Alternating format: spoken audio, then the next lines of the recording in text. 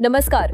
राज्यातील लाखो बेरोजगार तरुणांसाठी एक मोठी आणि महत्त्वाची बातमी समोर आली आहे। महाराष्ट्र राज्य मार्ग परिवहन महामंडळ म्हणजेच एसटी महामंडळात तब्बल 17,000हून अधिक पदांची मोठी भरती होणार असल्याची घोषणा करण्यात आली आहे। चालक आणि सहाय्यक अशा महत्त्वाच्या पदांसाठी ही भरती केली जाणार आहे। राज्याचे परिवहन मंत्री प्रताप सरनाईक यांनी या भरतीबाबत मोठी माहिती दिली आहे। म्हणजेच ज्यांना सरकारी क्षेत्रात किंवा एसटी मध्ये नोकरी करण्याचं स्वप्न आहे त्यांच्यासाठी ही एक मोठी संधी मानली जात आहे। मग नेमकी ही भरती काय आहे, किती पदे भरली जाणार आहेत आणि या भरतीमागचं कारण काय आहे?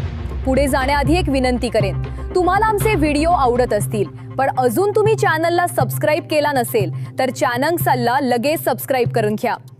महाराष्ट्र राज्य मार्ग परिवहन महामंडळात सध्या मोठ्या प्रमाणात मनुष्यबळाची कमतरता असल्याचं सांगितलं जात आहे। राज्यातील अनेक डेपोमध्ये चालक आणि सहाय्यकांची संख्या कमी असल्यामुळे सध्या काम करणाऱ्या कर्मचाऱ्यांवर मोठा ताण येत आहे। याच पार्श्वभूमीवर एसटी महामंडळानं मोठा निर्णय घेतलाय। मिळालेल्या माहितीनुसार सुमारे 17,450 पदांची भरती केली जाणार आहे। या भरतीमध्ये प्रामुख्याने चालक आणि सहाय्यक या पदांचा समावेश असणार आहे। ही भरती कंत्राटी पद्धतीने केली जाणार असल्याची माहिती समोर आली आहे। निवड झालेल्या उमेदवारांसोबत 3 वर्षांचा करार केला जाणार आहे। महत्त्वाचं म्हणजे या भरतीमध्ये निवड झालेल्या उमेदवारांना कामावर रुजू होण्यापूर्वी एसटी महामंडळाकडून प्रशिक्षण देखील दिलं जाणार आहे। यामुळे नवीन उमेदवारांना काम समजून घेण्यास आणि अनुभव मिळवण्यास मदत होईल। आता या भरतीबाबत काही महत्त्वाचे अपडेट समजून घेऊया। मिळालेल्या माहितीनुसार या भरतीची प्रक्रिया ई-निविदा पद्धतीने राबवली जाणार आहे। ही प्रक्रिया राज्यातील 6 प्रादेशिक विभागांमध्ये ऑनलाईन पद्धतीने केली जाणार आहे। तसेच या पदांसाठी निवड झालेल्या उमेदवारांना दर महिन्याला साधारण 30,000 रुपयांपर्यंत वेतन मिळू शकतं अशी माहिती देखील समोर आली आहे। या भरतीमुळे राज्यातील हजारो तरुणांना रोजगाराची संधी मिळू शकते।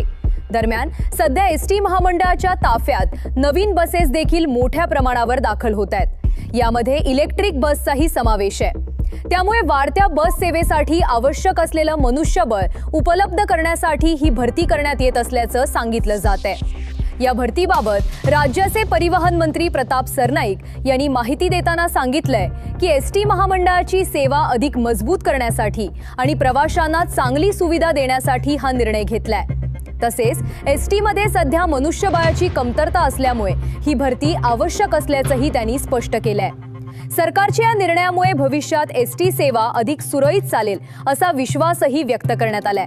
तथापि या भरतीसाठी अर्ज कसा करायचा, पात्रता काय असणार आणि निवड प्रक्रिया नेमकी कशी असेल याबाबतची सविस्तर अधिकृत माहिती अद्याप पूर्णपणे स्पष्ट झालेली नाही।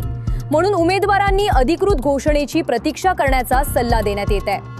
म्हणजेच एसटी महामंडळात होणारी ही भरती राज्यातील तरुणांसाठी मोठी संधी ठरू शकते।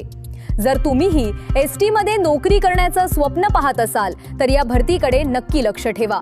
या भरतीबाबत अधिकृत अपडेट्स आले की आम्ही तुम्हाला सर्व माहिती सर्वात आधी देऊ।